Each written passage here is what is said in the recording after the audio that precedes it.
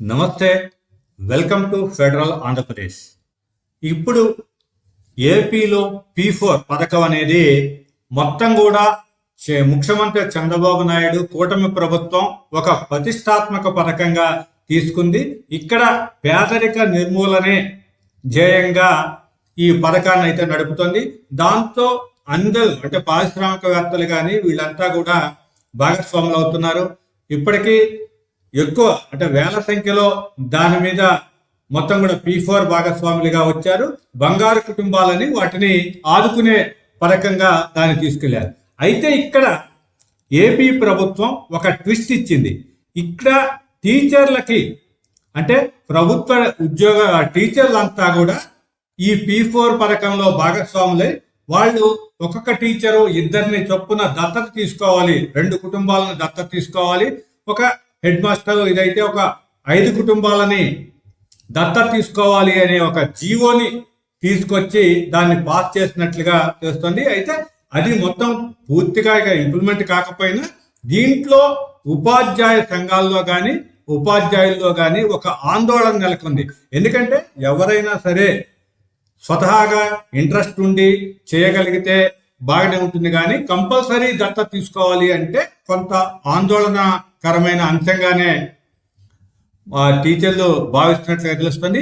దీని మీద మాట్లాడటానికి ఇక్కడ ఎస్టీయూ నుంచి సాయి శ్రీనివాస్ గారు, యూటీఎఫ్ నుంచి మనోహర్ కుమార్ గారు మనకి అందుబాటులో ఉన్నారు. ముందుగా సాయి శ్రీనివాస్ గారు చెప్పండి, మీరు ఈ పథకాన్ని ఏ విధంగా చూస్తారు? ప్రభుత్వం టీచర్లకి మీరు అంటే స్వాగతిస్తారా, లేకపోతే దాంట్లో ఎంత కంపల్సరీ అనే పద్ధతి లేకుండా ఉండాలని మీరు భావిస్తున్నారా? చెప్పండి శ్రీనివాస్ గారు. అందరికీ నమస్కారం.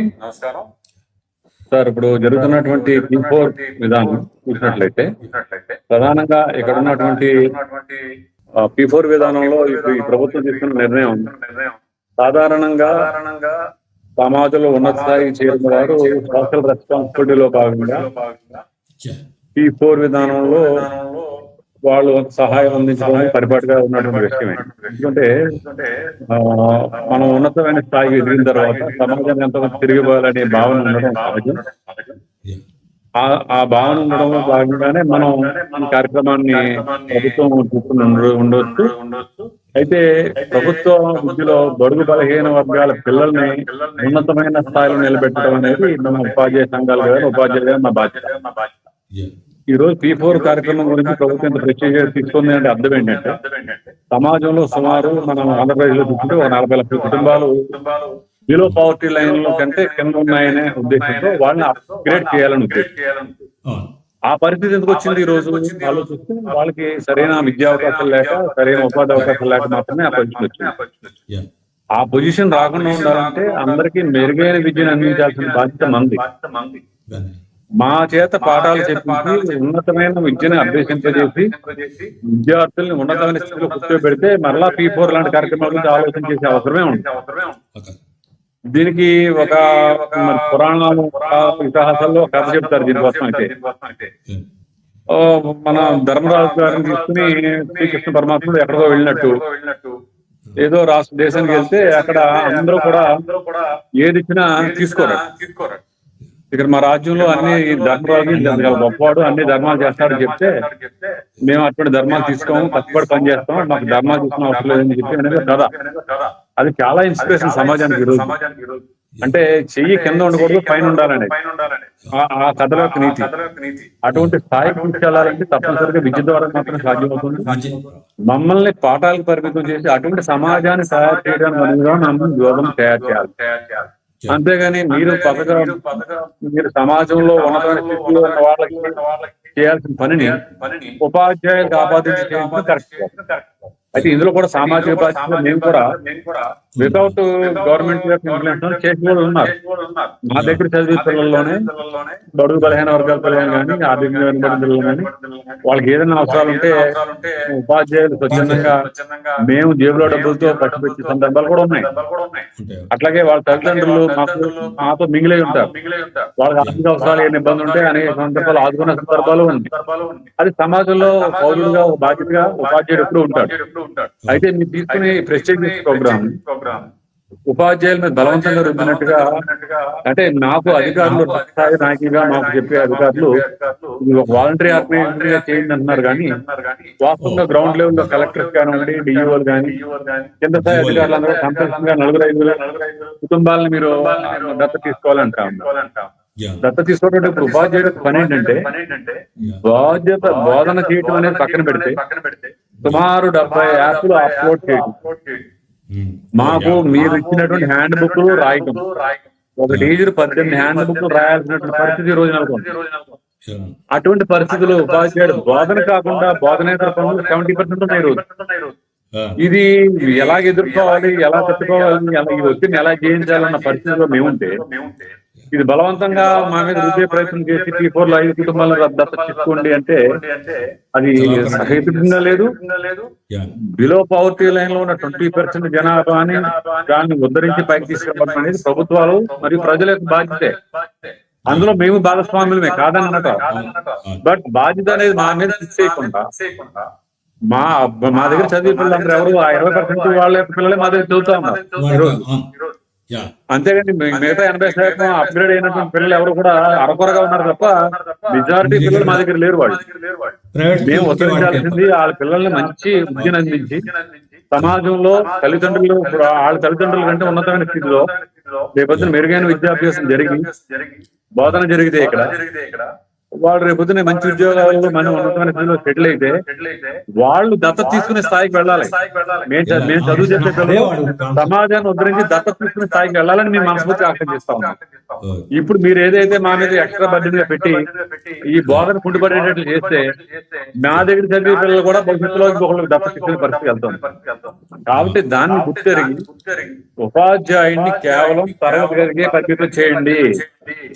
తరగతి గదిలోనే సమాజం నిర్మించబడుతుందని చెప్పి మహానుభావులు, మహనీయులు, మహాత్ములు చెప్పారు. ఈ రోజు దాన్ని పెడచెవిన పెట్టి ఈ రోజు ఉపాధ్యాయుని పాఠం చెప్పనివ్వకుండా పాఠం తప్ప అన్ని చెప్పే పరిస్థితి తీసుకొస్తే ఈ రోజు సమాజాన్ని ఎన్ని జనరేషన్స్ జరిగినా అన్ని జనరేషన్స్ వాళ్ళు కూడా ఆర్థికంగానో సామాజికంగానో ఎవరో ఒకరి మీద ఆధారపడే పరిస్థితి నుంచి ఈ రోజు దేశానికి స్వతంత్రం వచ్చి ఎన్నో ఏళ్ళు గడిచిపోయింది, దశాబ్దాలు గడిచిపోయినప్పుడు కూడా ఈ రోజుకి అలా జరుగుతుంది అంటే మరి ఎక్కడ 80 సంవత్సరాలు సుమారుగా మనకు దగ్గరకు వచ్చాము, స్వతంత్రం వచ్చి ఈ రోజుకి కూడా ఇంకా సామాజిక ప్రజలు వీళ్ళందరూ ఉన్నారంటే కారణం ఏంటంటే వాళ్ళకి సరైన విద్య అందకపోవడమే, నాణ్యమైన విద్య అందకపోవడమే. ఆ నాణ్యమైన విద్య అందించే భాగంలో ఉపాధ్యాయుడిని బలిపశువు చేయకండి, పూర్తిగా మమ్మల్ని విద్య కేటాయించండి. 1-2 సంవత్సరాలు మీ ఎజెండాలన్నీ పక్కన పెట్టి పూర్తిగా బడుగు బలహీన వర్గాల పిల్లలు చదువుకునే ప్రభుత్వ పాఠశాలల్ని పూర్తిగా విద్యకు పరిమితం చేసే విధంగా చేస్తే మేమేంటో నిరూపించుకునే అవకాశం ఉంటుంది. 1-2 సంవత్సరాలు పూర్తిగా టీచర్ ఫ్రీడమ్ ఇచ్చేయండి. అప్పుడు మీరు అడగండి, మీరు ఇంత ఫ్రీడమ్ ఇచ్చాము ఈ పిల్లల్లో నాణ్యత లేదని అడగండి. అంతేగాని మీరు మంచి మంచి మాడ్యూల్స్ తయారు చేశారు, అలాగే మీరు ప్రతి క్వార్టర్ కి బుక్స్ ఇచ్చారు, చక్కటి విద్యాబోధన చేయడానికి అవకాశం సిలబస్ రూపకల్పన చేశారు. అన్ని ఉన్న 5వ తరం లేనట్టుగా బుక్స్ ఉన్నాయి, మంచి ఇన్ఫ్రాస్ట్రక్చర్ ఉన్న స్కూల్స్ ఉన్నాయి, ఇంకా కొన్ని ల్యాబొరేటరీస్ నిర్మించుకోవాలి. అన్ని చేసుకుని ఉపాధ్యాయుని అది చెప్పరా బాబు అంటే నేను చెప్పడానికి సిద్ధంగా ఉన్నాను. మేము పాఠశాలకు వచ్చి రావడంతోనే సెల్ ఫోన్ తీసుకోవాలి, మేము ఫేషియల్ యాప్ వేయాలి, పిల్లల యొక్క అటెండెన్స్ వేయాలి, మిడ్ డే మీల్ వేయాలి. అంత నేను ఓకే. తర్వాత పక్కన పెట్టి యాప్ ఆపరేటర్స్ పక్కన పెట్టి మా సెల్ ఫోన్ లేకుండా తరగతిలో పాఠం చెప్పే విధానాన్ని కావాలి. అంతేకాదు ఇంకొకటి కూడా అడుగుతాను, ఇది మేము చెప్పేది అబద్ధం అయితే కనుక మీరు డిఓలు కానీ జేడీస్ కానీ అడిషనల్ డైరెక్టర్ స్థాయి వరకు అధికారులు అందరూ కూడా పీఈడీ చదివిన వాళ్ళే. వారందరూ కూడా ఒక రోజు స్కూల్ కి రండి, ఒక రోజు స్కూల్లో ఒక టీచర్ గా సామాన్య టీచర్ గా వ్యవహరించండి. మీరు పాఠం చెప్పే టైం ఎంత ఉంది, పాఠం చెప్పకుండా యాప్లతో గడిపే టైం ఎంత ఉంది మీరే అసెస్ చేయండి. మేము చెప్పడం కాదు. శ్రీనివాస్ గారు ఒక్క నిమిషం చెప్పండి సార్. ఇప్పుడు మనోహర్ గారు ఇప్పుడు చెప్పండి, టీచర్లని ఇప్పుడు P4 పథకంలో భాగస్వాములు చేయటం అంటే టీచర్లకి జీతాలు ఎక్కువగా ఉన్నాయి, వాళ్ళు మొత్తం కూడా ఆర్థికంగా బలమైన వర్గానికి చెందిన వాళ్ళు అనేది ప్రభుత్వ ఒక ఆలోచన అంటారా? లేకపోతే దీని ద్వారా ఒక మెసేజ్ ఇవ్వటం అంటే పేదరికమైన ఫ్యామిలీస్ నుంచి పిల్లలు ఈ గవర్నమెంట్ స్కూల్స్ లో ఉన్నారు కాబట్టి వాళ్ళని కొంత ఆ ఫ్యామిలీస్ ని కూడా దత్తత తీసుకోండి అని చెప్పటం అంటారా? మనోహర్ గారు నమస్కారం సార్. చీఫ్ ఎడిటర్ కృష్ణకుమార్ గారికి, అలాగే సాయి శ్రీనివాస్ గారికి, ఆంధ్రప్రదేశ్ ప్రజలందరికీ ముందుగా నమస్కారాలు తెలియజేసుకుంటా ఉన్నాను. ఏదైతే ప్రభుత్వం P4 పథకాన్ని ప్రారంభించి ఇందులో బలవంతాన టీచర్లని బంగారు కుటుంబాలను దత్తత తీసుకోవడం అనేదాన్ని ముందుగా ఖండిస్తా ఉన్నాము. ఆంధ్రప్రదేశ్ ఐక్యోపాధ్యాయ ఫెడరేషన్ గా టీచర్లకి ఈ బిలో పవర్టీ లైన్ కింద ఉన్న టీచర్లని దత్తత తీసుకోమని చెప్పి బలవంతాన్ని అడుగుతాన్ని మేము ఖండిస్తా ఉన్నాం. ప్రభుత్వం ఏదైతే ఈ P4 పథకాన్ని తీసుకొచ్చిందో, పథకం ఇంప్లిమెంట్ చేయడంలో భాగంగా అధికారుల్ని, అడ్మినిస్ట్రేషన్ అధికారుల్ని, రాష్ట్ర సెక్రటేరియట్ నుంచి గ్రామ సచివాలయం వరకు అధికారులను ఉపయోగించుకోవాలి. కానీ పాఠాలు చెప్పే ఉపాధ్యాయ వర్గాన్ని దత్తత తీసుకోమని చెప్పడం అనేది కరెక్ట్ కాదు. ప్రభుత్వం ఈ దిశగా ఆలోచన చేసిన సందర్భంలో ఉపాధ్యాయుడు బోధనేతర పనులకు కేటాయించకూడదనే అంశాన్ని దృష్టిలో పెట్టుకోవాలి. ఏదైతే రైట్ టు ఎడ్యుకేషన్ యాక్ట్ ప్రకారం ఉపాధ్యాయుడిని బోధనేతర పథకం కింద ఉపయోగించకూడదు అని ఏదైతే చట్టం ప్రకారం ఉందో ఆ చట్టానికి భిన్నంగా ప్రభుత్వం వ్యవహరిస్తా ఉంది. ఇదే సందర్భంలో P4 పథకం చూస్తే పబ్లిక్ ప్రైవేట్ పీపుల్స్ పార్ట్నర్షిప్ గా దీన్ని తీసుకోవాలి. గతంలో ఈ ప్రభుత్వం P3 గా ఉంది, పబ్లిక్ ప్రైవేట్ పార్ట్నర్షిప్ గా ఈ పథకాన్ని ఇంప్లిమెంట్ చేసింది. ఇప్పుడు జీరో పవర్టీ పేరుతో ఆంధ్రప్రదేశ్ రాష్ట్రంలో బిలో పవర్టీ లైన్ కింద ఉన్న వాళ్ళందరినీ ధనికులుగా చేయాలి, వాళ్ళకి ఫైనాన్స్ హెల్ప్ చేయాలి, స్కిల్స్ ట్రైనింగ్ చేయాలని ఆ పేరుతో ఈ P4 పథకాన్ని ప్రారంభించడం మంచిదే, దీన్ని ఏమీ వ్యతిరేకించడం లేదు. కానీ ఉపాధ్యాయ వర్గాన్ని ఇందులో బలవంతాన దత్తత తీసుకోవడం, 2 రోజుల్లో HMs 5 కుటుంబాలని, అలాగే టీచర్స్ 3 కుటుంబాలని దత్తత తీసుకోమని చెప్పి ఇంపోజ్ చేయడాన్ని, బలవంతం చేయడాన్ని హెసిటేట్ చేస్తున్నామని చెప్పి సందర్భంగా మేము వ్యతిరేకిస్తామని సందర్భంగా చెప్తా ఉన్నాం. ఇక్కడ చంద్రబాబు నాయుడు గారి మాటల్లో చూస్తే సంపద సృష్టి అనే మాట వాడతాం. కానీ ఈ రోజు నా సంపద సృష్టి ఏమైపోయింది? ఉపాధ్యాయులకి, పబ్లిక్ కి, బిలో పవర్టీ లైన్ కింద ఉన్న ప్రజల్ని పేదల నుంచి ధనవంతులుగా మార్చే, బంగారు కుటుంబం మార్చే ఈ పాలసీలో ప్రజల్ని భాగస్వామ్యం చేయడం, ఉపాధ్యాయుల్ని భాగస్వామ్యం కరెక్టేనా? ప్రభుత్వ బాధ్యతని ప్రజల మీద నెట్టేయడం కరెక్టేనా అని చెప్పి సందర్భంగా ప్రశ్నిస్తా ఉన్నాం. ఉపాధ్యాయుల వరకు వస్తే మేము ఈ రోజు పాఠశాలలో అత్యంత ఆందోళనకు గురవుతున్న పరిస్థితి ఈ రోజు ఉంది. సుమారు 72 యాప్లు ఉపాధ్యాయులు ఉపయోగించాలి. బడికి రావడంతో మేము టీచర్ అటెండెన్స్ చేయాలి, పిల్లల అటెండెన్స్ చేయాలి, మిడ్ డే మీల్ తినే వాళ్ళ అటెండెన్స్ చేయాలి, బాత్రూమ్ ఫోటోలు తీయాలి, బియ్యం వస్తే బియ్యం ఫోటోలు తీయాలి, చిక్కీలు వస్తే చిక్కీలు, గుడ్లు వస్తే గుడ్లు, ఈ మధ్య మెగా పేరెంటీస్ లాంటివి పెడితే వాటిలన్నింటిలో అప్లోడ్ చేయాలి. యోగా డే పెడితే ఒక రోజు పాఠాలు వరకపోతాయి. 2 నెలల కాలం గడిస్తే ఈ రోజు ఉపాధ్యాయుల్ని పాఠాలు చెప్పుకునే కూడా అత్యంత ఆందోళనకు గురి చేస్తుంది ప్రభుత్వం. ఇప్పుడు ఈ సందర్భంలో కలెక్టర్లు కిందకి ఉపాధ్యాయ వర్గానికి 2 రోజుల్లో మీరు బంగారు కుటుంబాన్ని దత్తత తీసుకోవాలి, మీ దగ్గర పనిచేసే ఆయాల్ని, నైట్ వాచ్మెన్ ని, భోజనం కుక్కర్స్ ని, హెల్పర్స్ ని తీసుకోండి అని చెప్పే పరిస్థితి ఉంది. ఒక జిల్లాలో కలెక్టర్ అయితే ఆ కుటుంబాలకు ప్రతి టీచర్ 5,000 రూపాయలు వేయాలని చెప్పి ఉత్తర్వులు నోటి మాట ద్వారా చెప్పిన పరిస్థితి ఈ రోజు ఉంది. అందువల్ల ఉపాధ్యాయుల్ని పెద్ద ధనిక వర్గంగా ప్రజల ముందు, సొసైటీ ముందు చూపించి మేము కూడా ఫిలంథ్రపిస్టులుగా చేయాలని చెప్పే పరిస్థితి ప్రభుత్వం చేస్తా ఉంది. ప్రభుత్వం చేయాల్సిన బాధ్యతని ఉపాధ్యాయ సంఘాల మీద, ఉపాధ్యాయుల మీద, ప్రజల మీద నెట్టేస్తున్న పరిస్థితి ఉంది. దీన్ని ఆంధ్రప్రదేశ్ ఐక్యోపాధ్యాయ ఫెడరేషన్ గా మేము ఖండిస్తా ఉన్నాం. ఓకే, శ్రీనివాస్ గారు మీరు చెప్పండి. ఇప్పటికే అంటే యాప్ల భారము ఇదంతా ఉన్నది మాట వాస్తవమే. అయితే జీతాలు ఎక్కువగా, అంటే జీతాలు ఇంతకు ముందు బతకలేని బడి పంతులు కానీ ఇప్పుడు ఆ పరిస్థితి లేదు, జీతాలు ఎక్కువగా ఉన్నాయి అనే ఒక పరిస్థితి మామూలు సొసైటీలో ఉంది.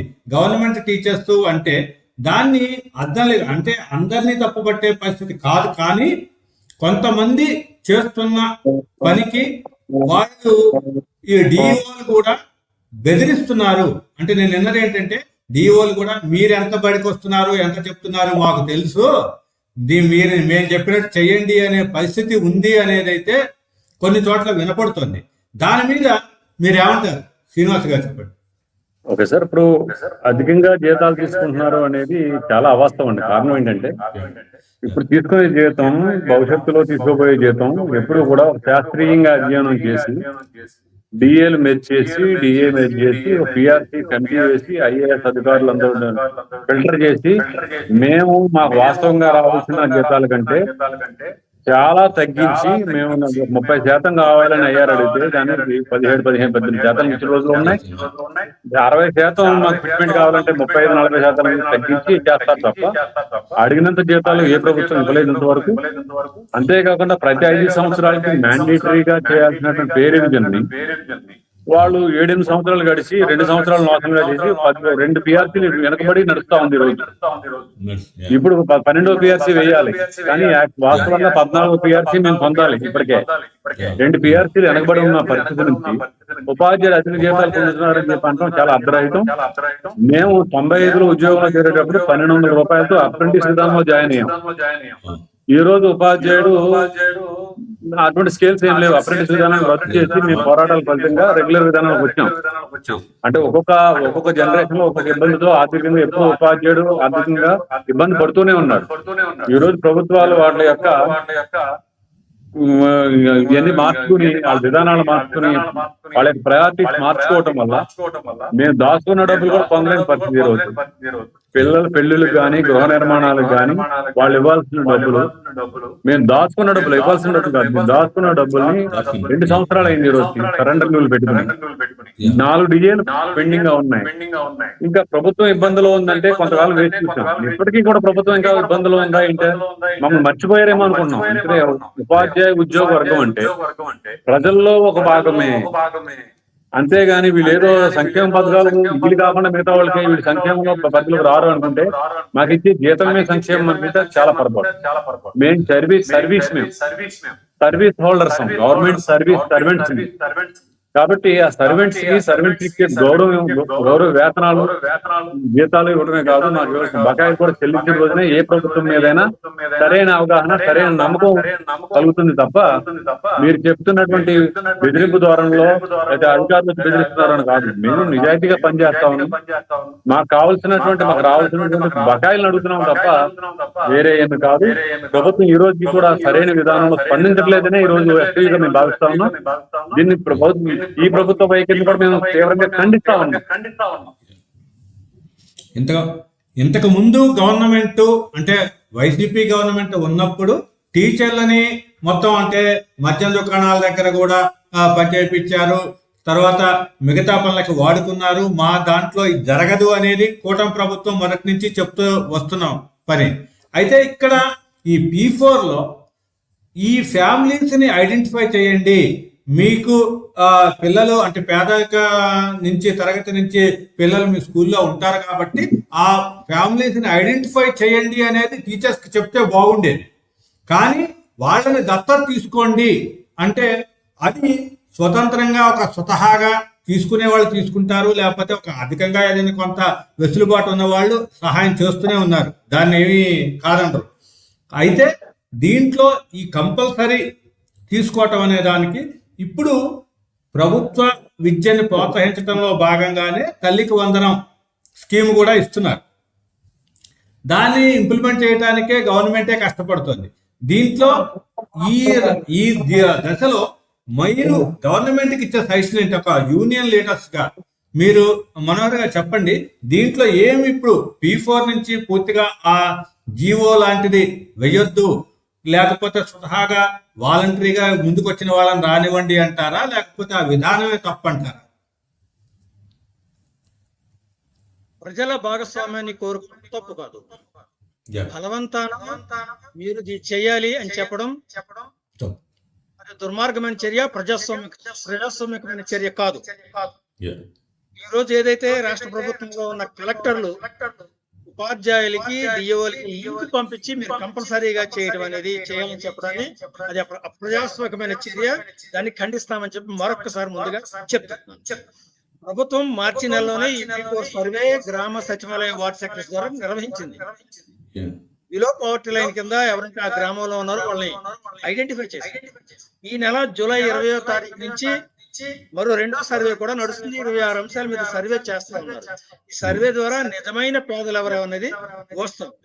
ఈ 20% మంది ప్రజలు ఎవరైతే బిలో పవర్టీ లైన్ వరకు ఉన్నారో వాళ్ళని పైకి ఏ విధంగా తీసుకురావాలి, ఆ కుటుంబాలకు ఏ విధంగా ఆధారం చెల్లి ప్రభుత్వం ఒక నిర్ణయం చేయాలి తప్ప ప్రజల భాగస్వామ్యానికి, ఫిలంథ్రపిస్టుల భాగస్వామ్యానికి వదిలేయటం అనేది ముందు పాలసీలో తప్ప అని చెప్తా ఉన్నాను. పేదల్ని వాళ్ళ పేదరికం పోగొట్టడం, జీరో పవర్టీ ఆ పాలసీని తీసుకురావడం అనేది ప్రభుత్వం యొక్క బాధ్యత. దాన్ని నిర్వర్తించే బాధ్యత ప్రభుత్వాన్ని. ఉపాధ్యాయులుగా మా మీద ఎలా పెడతారు మీరు? ఉపాధ్యాయుల మీద పెట్టడం కరెక్ట్ కాదు. దాతల మీద పెట్టండి. అందులో దాతలుగా మేము ఉంటే ఉండొచ్చు, కానీ ఉపాధ్యాయుల మీద బలవంతాన మీరందరూ చేయాల్సిందే. హెచ్ఎంస్ అందరూ 5గురిని చేయాల్సిందే, టీచర్లందరూ ఇతన్ని చేయాల్సిందే అని చెప్పి చేయటం అనేది కరెక్ట్ కాదని చెప్పి ప్రభుత్వాన్ని నేను చెప్తాను. అదే సందర్భంలో ఈ రాష్ట్ర ముఖ్యమంత్రి గారు P4 లోగో ఆవిష్కరణ సందర్భంలో కుప్పంలో 250 కుటుంబాలను నేను దత్తత తీసుకున్నాను చెప్పి ప్రకటన చేశాను. ఈ రాష్ట్ర ముఖ్యమంత్రి గారే ప్రకటన చేస్తే ఈ రాష్ట్రంలో ఉన్న మంత్రులు గాని, ఎమ్మెల్యేలు గాని, అధికార వర్గాలు గాని, పార్టీ వర్గాలు గాని, ప్రజాప్రతినిధులు గాని ఏ కుటుంబానైనా ఎంతమంది దత్తత తీసుకున్నారో పబ్లిక్ గా ప్రకటన చేయాల్సిన అవసరం ఉండగా ఒక్కరు కూడా ఈ రోజుకి చేయలేదు. చేయకపోగా ప్రభుత్వ ఉద్యోగులైన మా మీద, టీచర్ల మీద దుర్మార్గంగా ఇలా చేయడం కరెక్ట్ కాదు కదా. ఒక్క ముఖ్యమంత్రి గారు 250 కుటుంబాలను దత్తత తీసుకుంటే మిగిలిన వాళ్ళు ఏది? ఉప ముఖ్యమంత్రి గారు ఎన్ని కుటుంబాలు తీసుకున్నారు? మంత్రులు ఎంతమంది ఎన్ని కుటుంబాలు తీసుకున్నారు? రాష్ట్రంలో ఉన్న ప్రజాప్రతినిధులు ఎన్ని కుటుంబాలని దత్తత తీసుకున్నారు? ఎక్కడా లేదు ఈ ప్రచారం.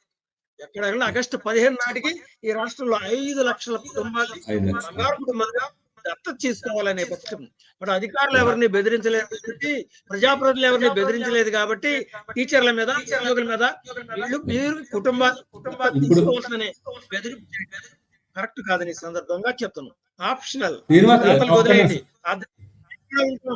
ఆ దాతల్లో మేము కూడా ఉంటాం, కానీ మీరు చేయాల్సిందే అని చెప్పడం మాత్రం సమంజసం కాదని సందర్భంగా చెప్తా ఉన్నాం.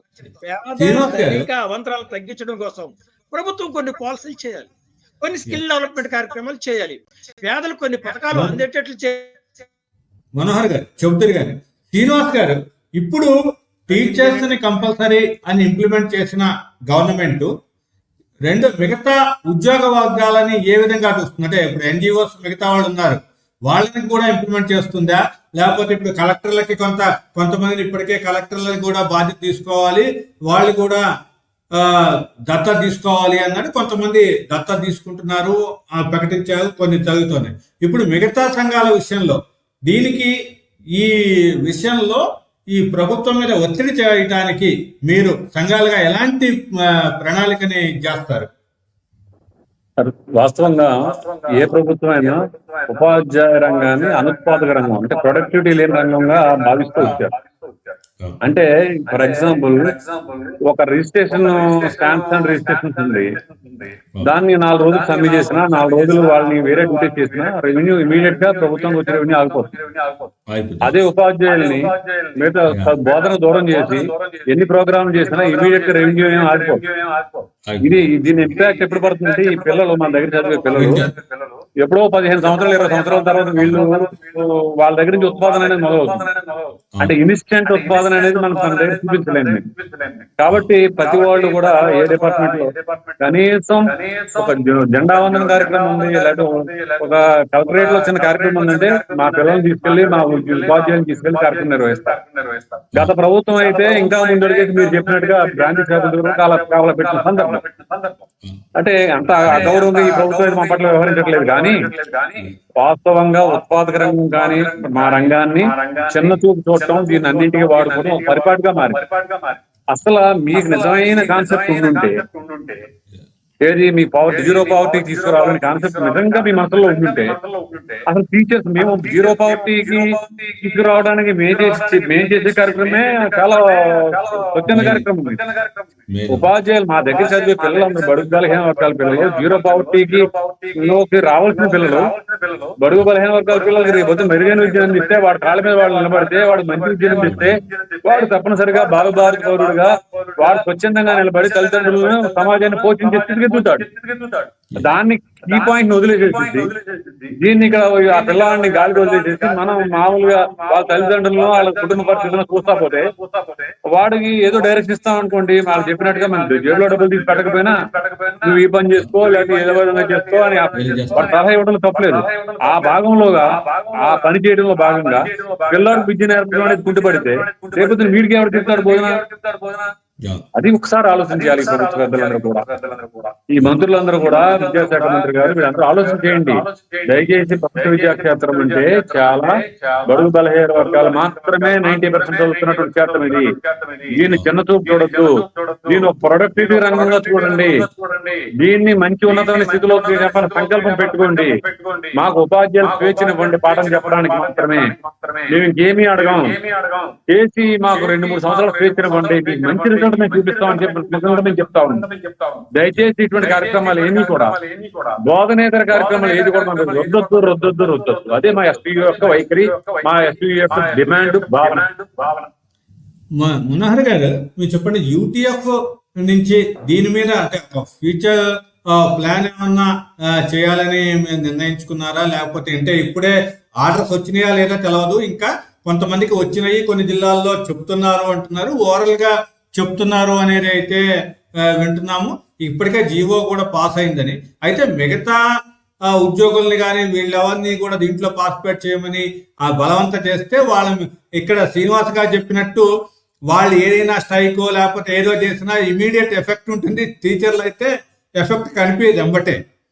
అలాంటి దానికి అసలు మీరు ప్రభుత్వం మీద ఒత్తిడి ఎలా తీసుకెళ్లాలనుకుంటున్నారు, దీని మీద అసలు ఏమైనా చర్చించారా మరి మీరు ఎంత మటుకు? తప్పనిసరిగా నేను మాట్లాడేటప్పుడు ముందు మాటే చెప్పాను, ఈ విధానాన్ని మేము ఖండిస్తున్నాం, టీచర్ని బలవంతం ట్యాగ్ చేయడం, దత్తత చేయడం అనేది కరెక్ట్ కాదని చెప్పి మా ఆంధ్రప్రదేశ్ సైకోపాలజీ ఫెడరేషన్ గా మొట్టమొదటి లైన్ లోనే నేను చెప్పాను.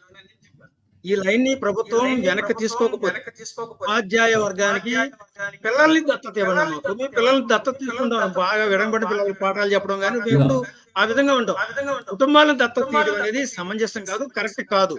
ఎందుకనంటే ఈ రోజు ఉపాధ్యాయుడిగా ప్రభుత్వం ఆలోచన ఏంటి, మేము కూడా ధనిక వర్గంలో ఉన్నామనేది ఒక ఆలోచన ఉంది.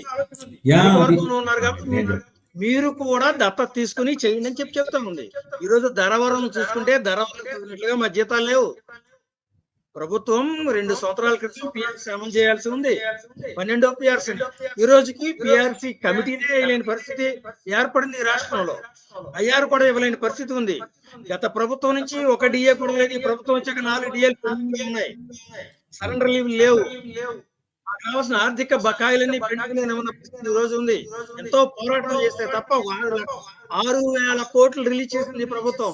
మళ్ళీ పెద్ద ఎత్తున ఉద్యమం చేస్తా ఉన్నాం. బదిలీ అయిన ఉపాధ్యాయులకి 2 నెలలుగా జీతాలు లేవు.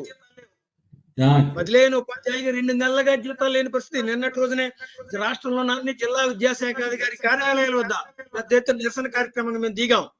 మాకే లేని పరిస్థితి ఈ రోజు ఈ జీతాల పరిస్థితి ఏర్పడితే బంగారు కుటుంబాలను దత్తత తీసుకుని మేమేం చేయగలం?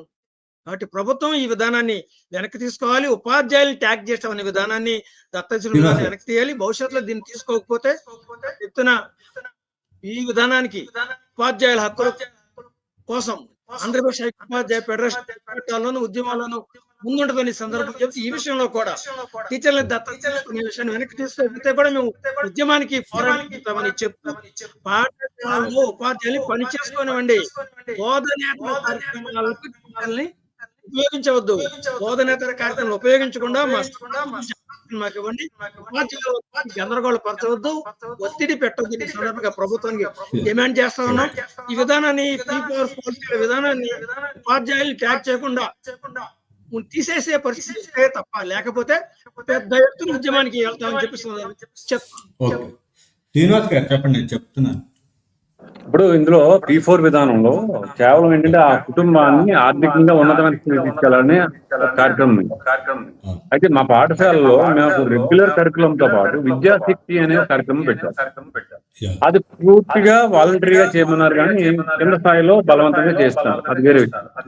అయితే విద్యాశక్తి యొక్క లక్ష్యం ఏమిటంటే ఏ పిల్లవాడైతే వెనుకబడి ఉన్నాడో వెనుకబడి ఉన్న తరగతి వాడిని ఆ తరగతి లెవెల్కి మినిమం లెవెల్కి తీసుకొచ్చి స్ట్రీమ్ లైన్ లో కలపడం అనేది విద్యాశక్తి పద్ధతి. Yeah. ఆ విద్యాశక్తిలో భాగంగా ఎవరైతే చదువులో వెనుకబడి ఉన్నారో ఆ పిల్లల్ని అప్లిఫ్ట్ చేసి బాధ్యత మేము ఎత్తుకున్నాం ఆల్రెడీ. మా పని కాకపోయినా మాకు ఎక్స్ట్రా డ్యూటీ అయినప్పుడు కూడా రోజు 4 గంటల నుంచి 5 గంటల వరకు స్వచ్ఛందంగా చాలా మంది ఉపాధ్యాయులు పనిచేస్తా ఉన్నారు. అంటే ఎప్పుడైతే పిల్లవాడిని మెరుగైన స్థితి తీసుకొచ్చే ఉద్దేశంతో ఉన్నామో రేపు భవిష్యత్తులో వాడు ఆ పిల్లవాడు ఎలా తయారవుతాడు, చక్కగా అందరితో కలిసి మంచి ఉద్యోగం సాధించుకున్నాడంటే ఈ 3-4 రన్ పథకాల వైపు కూడా అవసరం లేకుండా మేము ఆల్రెడీ బాధ్యత వహించి చేస్తా ఉన్నాం. అప్పుడు ఇది ఇంత చేస్తున్నా గానీ ఎలా ఉందంటే ఆర్థికంగా మీరు ఉన్నతమైన వాళ్ళని నిరూపించాలని లేకపోతే ముద్ర వేయాలని చూస్తున్నారంటే ఇది ఎట్లా అనిపిస్తుందంటే ఆకలితో అలమటిస్తున్న వాటికి భోజనానికి వెళ్ళినట్టుగా ఉంది. Yeah. ఆడే ఆకలితో ఉన్నాడు, అలమటిస్తా ఉన్నాడు, ఆడింటికి భోజనానికి పెట్టమని వెళ్ళినట్టుగా ఉంది వ్యవహారం. ఇప్పటికే మాకు ఆర్థికంగా ఇవ్వాల్సిన బాకాయలు ఇవ్వకుండా నన్ను ఇబ్బంది పెడుతూ బదిలీ పొందిన సుమారు 25,000 మంది ఉపాధ్యాయులు ఈ రోజుకి 2 నెలలుగా జీతాలు లేని పరిస్థితి అయినప్పటికీ కూడా మీరు ఉన్న టెక్నాలజీని ఉపయోగించుకుని దాన్ని ఇన్ టైంలో చేయకపోగా మేము దాచుకున్న డబ్బులు ఇవ్వకపోగా ఇవన్నీ ఆర్థికంగా మమ్మల్ని వెనుకబాటు గురిచేసి ఇంకా సమాజాన్ని ముందు పెట్టాలంటే సమాజంలో ఆర్థిక పరమైనదే కాదు, సమాజం అంటే ఆర్థిక పరమైన ఉన్నతమైన స్థితిలో చేర్చడమే కాదు, వాళ్ళ కాళ్ళ మీద స్వయం శక్తితో నిలబడే వ్యవస్థను తయారు చేయాలి. అది తయారు చేసే బాధ్యత ఉపాధ్యాయుడిది. అది ఎక్కడ రాజీ పడకుండా మాకు అవకాశం ఇచ్చి మాకు స్వచ్ఛందంగా పనిచేసుకునే అవకాశం ఇస్తే మేము ఆ పిల్లవాళ్ళని ఆ విధంగా తయారు చేయడానికి సంసిద్ధులుగా ఉన్నాం. దయచేసి ఈ బోధనేతర కార్యక్రమం దేనిని కూడా ఉదయం వెళ్ళిన తర్వాత 5 నిమిషాల్లో మా అటెండెన్స్ లన్నీ అయిన తర్వాత చాక్ పీస్ పట్టుకున్న ఉపాధ్యాయుడు సాయంత్రం 4 గంటల వరకు పాఠాలకే పర్మిషన్ చేస్తే మీరు ఇటువంటి పథకాల సంక్షేమ కార్యక్రమాలు ఏమి అమలు చేయలేని రాష్ట్రం తయారవ్వాలంటే ఆ విధమైన నిర్ణయాలు తీసుకోమని చెప్పి ఎస్పీగా మేము డిమాండ్ చేస్తా ఉన్నాం. ఓకే, కంక్లూడ్ చేద్దామండి. దీంట్లో మీరు ఈ పథకంలో ఆలోచించే ధోరణి కాకుండా మనోహర్ గారు కంక్లూడ్ గా 1 minute దీంట్లో చెప్పేసేయండి. ఇక్కడ మనం ప్రభుత్వానికి అంటే ఈ విధంగా చేయొచ్చు, మీరు ఈ విధంగా కాదు ఈ విధంగా చేయొచ్చు అనే ఒక P4 దాంట్లో మీరు ఒక యూనియన్ లీడర్ గా ఏదైనా సలహా సూచనగానే ఇవ్వదలుచుకుంటే దాన్ని చెప్పేసేయండి. ఉపాధ్యాయ వర్గాన్ని కంపల్సరీగా ఈ P4 పథకంలో భాగస్వామ్యం కావాలని ఇన్సిస్ట్ చేయకుండా మాకు కూడా పెద్ద మనసు ఉంటుంది. మా ఉపాధ్యాయులు కూడా పెద్ద మనసుతో వ్యవహరిస్తారు. ఈ రాష్ట్రం అభివృద్ధి చెందాలని కూడా కోరుకుంటా ఉన్నాం. అందువల్ల దాన్ని వాలంటీరీగా వదిలేసేయండి. మాలో ఇంట్రెస్ట్ ఉన్న టీచర్లు, దాతలు, కొద్ది పేదలైన పెద్ద మనసు చేసుకుని చేసే దాతలు కూడా మా ఉపాధ్యాయుల వర్గం గొప్ప వర్గం మాది. ఈ దేశాన్ని నిర్మించే గొప్ప వర్గం మాది. మా మీద బలవంతపు రుద్దుడు చేయొద్దు అని చెప్తా ఉందని ప్రభుత్వానికి. అందువల్ల ప్రజల్లో మేము భాగస్వామ్యమే, ఈ సమాజంలో మేము భాగస్వామ్యం. అందువల్ల ఈ P4 పథకంలో ఉపాధ్యాయులుగా మేము ఉంటాం తప్ప భాగస్వామ్యులుగా ఉంటాం తప్ప ఒత్తిడి చేసి ప్రతి ఒక్కరికి 3-4 కుటుంబాలను ఇచ్చి ఆ కుటుంబాన్ని బంగారు కుటుంబంగా చేసే బాధ్యత మీదే నెట్టడం అనేది కరెక్ట్ కాదని ప్రభుత్వానికి చెప్తూ మాకు అది ఫ్రీగా వదిలేసామని చెప్తా ఉన్నాం. భవిష్యత్తులో ప్రభుత్వం తీసుకునే నిర్ణయాలు ఒక చర్చా వేదికగా నడవాలి. ఓకే, ప్రజల్ని భాగస్వామ్యం చేసే సందర్భంలో అన్నింటిలోనూ పాలసీని తయారు చేసే అన్ని సందర్భాల్లో లోట్లు ఉంటాయి. చర్చకు పెట్టి దానిని ఏ విధంగా మరింత మెరుగు చేయాలని పరిస్థితి ఆలోచన చేయాలని ప్రభుత్వానికి సూచన చేస్తున్న ఏసీ గదుల్లో కూర్చొని పాలసీని నిర్ణయించేసి దాని కిందకు వదిలేయటం అనేది సమంజసం కాదని గత ప్రభుత్వాధినేత కూడా ఇదే విధంగా చేసినాడు ఉపాధ్యాయ వర్గాన్ని. గత ప్రభుత్వ విధానాలు ఎలా ఉన్నాయో గమనించుకొని ఈ ప్రభుత్వం మరింత మంచిగా చేయాలని చెప్పి సందర్భంగా చెప్తాం. ఆర్థిక పరంగా ఇప్పటికే చాలా నష్టపోయాం మేమంతా. ప్రభుత్వం కంక్లూజన్ రిమార్క్స్ దీంట్లో మీరు ఒక సూచన ప్రభుత్వానికి అంటే ఇప్పటికీ దీంట్లో ఉపాధ్యాయ సంఘాలని ఇన్వాల్వ్ చేసి వాళ్ళతో చర్చించి ఈ పథకాన్ని ఇంప్లిమెంట్ చేస్తున్నాము, దీంట్లో సాధ్యాలు ఏమైనా ఉంటే బాగుండేది అని మీతో చర్చించి తెచ్చిందో లేదో తెలియదు, కానీ ఇప్పుడు దాని మీద మీరు చివరిగా ఒక సూచన 1 minute లో చెప్పేసేయండి. తప్పనిసరిగా అండి. ఇప్పుడు పబ్లిక్ ప్రైవేట్ పీపుల్ పార్ట్నర్షిప్ లో భాగంగా ఇవి చేసిన P4 కార్యక్రమం ఇది ఒక ప్రేయర్ అంటూ ఇప్పుడు పెట్టారు, కానీ వాస్తవంగా సామాజిక బాధ్యతగా ప్రైవేట్ వ్యక్తులు చేస్తున్నారు, ఉన్నతమైన వ్యక్తులు చేస్తా ఉన్నారు. అది సేవ, స్వచ్ఛంద సేవా కార్యక్రమాలు నడుస్తా ఉన్నాయి. ఉపాధ్యాయులుగా మేము కూడా, ఫర్ ఎగ్జాంపుల్ నేనే ఒక ఉపాధ్యాయుడిగా పనిచేసినంత కాలం ఏ ఆర్థికంగా వెనుకబడిన పిల్లలు, ఫర్ ఎగ్జాంపుల్ మా స్వగ్రామంలో నేను చదువుకున్న పాఠశాలలో ఉద్యోగం చేస్తా ఉన్నాను. నేను నా దగ్గర చదువుకున్న పిల్లల్లో చాలా మంది 10th క్లాస్ అయిన తర్వాత వాళ్ళ తండ్రి కాఫీ పని తీసుకెళ్లిపోయో అదే వేరు వ్యవసాయ కూలీగా తీసుకెళ్లిపోయిన సందర్భంలో ఆ పిల్లవాడి యొక్క మానసిక స్థితి ఎలా ఉంటుందని నేను అర్థం చేసుకుని వాళ్ళని కొంచెం అప్లిఫ్ట్ చేయాలి, ఆ పిల్లలు కొంచెం లిఫ్ట్ ఇస్తే వాళ్ళు ఇటువంటి కష్టాలకు బయటపడి ఏదో చిన్న ఉద్యోగాలను సాధించుకుంటారని చెప్పి తల్లిదండ్రులు కన్విన్స్ చేసి కొంతమంది ఫీజులు కట్టి కొంతమంది పిల్లలు తాపీ మేస్త్రికి వెళ్ళిపోతుంటే వాళ్ళు కాదని చెప్పి ఈ రోజు ఆ తీసుకొచ్చి 200-300 సంతోషపడక్కలేదు, లేకపోతే 30,000 రూపాయలు సంపాదించి పెడితే మీ కుటుంబం ఉన్నతంగా చెప్పుకుంటారు, వాడు మంచి సంబంధం వస్తుంది, మంచి ఉన్నతమైన స్థితిని కోరుకుంటాడని చెప్పి కన్విన్స్ చేసి ఆ పిల్లలకు ఫీజులు కట్టి చాలా మంది పిల్లల్ని మెడికల్ ల్యాబ్ టెక్నీషియన్ కోర్సుల్లోనూ వాళ్ళకి ఇమీడియట్ గా ఉద్యోగాలు వచ్చే కోర్సుల్లోనూ జాయిన్ చేసిన సందర్భాలు ఉన్నాయి. వాళ్ళందరూ చదివి జిల్లా స్థాయిలో ర్యాంకులు తెచ్చుకుని తర్వాత డిగ్రీలు చదివి ఈరోజు బాంబే అటువంటి ప్రాంతాల్లో మంచి మెడికల్ వాటిల్లో పనిచేస్తున్న పిల్లలు నా స్టూడెంట్స్ చాలా మంది ఉన్నారు ఈరోజు. అంటే అది నా బాధ్యత. చాలా 5-10 వేలు ఖర్చు పెట్టి ఉండొచ్చు, నేను చెప్పింది 2098 సంవత్సరాల్లో జరిగిన విషయం చెప్తున్నాను. ఆ రోజుల్లో 5,000 అంటే ఎక్కువే అన్నప్పుడు కూడా ఖర్చు పెట్టి ఆ పిల్లోడు జాలేసి తల్లిదండ్రులు కూలి పని పంపుతారనే ఉద్దేశంతో వాళ్ళని మేము చదివించే సందర్భాలు ఉన్నాయి. వాళ్ళు ఈ రోజుకి కూడా వాళ్ళ గ్రామానికి వచ్చిన టీచర్స్ డే వచ్చిన వాళ్ళు మెసేజ్లు పెట్టడం, వచ్చి కాళ్ళు దండం పెట్టి మీ వల్ల ఈ స్థాయిలో ఉన్నామని చెప్తుంటే మేము ₹1,00,000 జీతం తీసుకునేదానికంటే ఆ పిల్లోడు ఇచ్చినటువంటి ఒక చిన్న మెసేజ్ ఎంతో ఆనందంగా. అటువంటి కార్యక్రమాలు ఎప్పుడో చేపడతానే ఉన్నాం మేము. కానీ దీన్ని ఒక బాధ్యతగా చేస్తున్నటువంటి వాళ్ళని ఒక చట్టంలో ఇరికించి మీరు తప్పనిసరిగా ఇది చేయాలనుకుంటే అందులోకి వెళ్తే తప్పనిసరిగా మేము చేయాల్సినటువంటి ఇల్లు చక్కబెట్టకుండా ఊరు చక్కబెట్టడం జరగదు. ముందు మా విద్యాక్షేత్రంలో పిల్లలకి మా ఇంట్లో ఉన్న పిల్లల్ని, మా పాఠశాలలో ఉన్న పిల్లల్ని చక్కదిద్దితే వాళ్ళ సమాజానికి మంచి చేసిన వాళ్ళం అవుతాం. కాబట్టి అక్కడ రాజీ పడకుండా ఉపాధ్యాయుడు పనిచేసే విధంగా మీరు వ్యవహరించాలని చెప్పి మరొకసారి ప్రభుత్వానికి సూచన చేస్తూ, మీరు అవసరమైతే దీన్ని స్వచ్ఛందంగా ఇప్పటికే మీరు పేరు పెట్టారు కదా, ఆ పేరుతోనే మేము చేసేవాళ్ళం ఏదో కార్యక్రమం చేస్తానే ఉంటాం. కుటుంబంలో తల్లిదండ్రులకు చేయడం కాదు, ఈ పిల్లవాడిని ఈ రోజు మన ఉన్నతమైన చదువుకి తీసుకెళ్తే వాడిని కూడా మేము ఆ కుటుంబాన్ని ఆదుకున్నట్టే లెక్క. ఆ విధంగా ఆలోచన చేయాలని చెప్పి మాకు స్వచ్ఛందంగా ఎవరికి వాళ్ళు స్వచ్ఛందంగా చేసే విధంగా ప్రోత్సాహకరంగా ఉండాలి తప్ప బలవంతంగా ఉండకూడదని చెప్పి SPU ఆదిస్తాం. థ్యాంక్ యూ మనోహర్ గారు, సాయి శ్రీనివాస్ గారు. ఇది ఇప్పుడు P4 పథకం అనేది ఉపాధ్యాయులకి బలవంతంగా రుద్దకూడదు.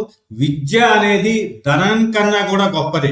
కాబట్టి విద్యార్థులని సక్రమమైన విద్య అందిస్తే, మొత్తం అందించేలాగా చూస్తే అది ఉపాధ్యాయుల విధి. కాబట్టి దాంట్లో వాళ్ళని ఆ పనులు చేసే విధంగా ప్రోత్సహించినట్లయితే ఈ మొత్తం ప్రభుత్వానికి ఇంకా మంచి ఫలితాలు వచ్చే అవకాశం ఉంటుంది. ఇక్కడ బలవంతంగా ఉపాధ్యాయులని రుద్దితే ఆ మున్న చదువు కూడా పక్కదారి పట్టే పరిస్థితి వచ్చే విధంగా ఉందని అయితే ఉపాధ్యాయ సంఘాలు కానీ మిగతా టీచర్లంతా కూడా అభిప్రాయపడుతున్నారు. ఇది ఇప్పటికి శ్రీనివాస్ గారికి, మనోహర్ గారికి ధన్యవాదాలు చర్చలో పాల్గొన్నాను. Thank you.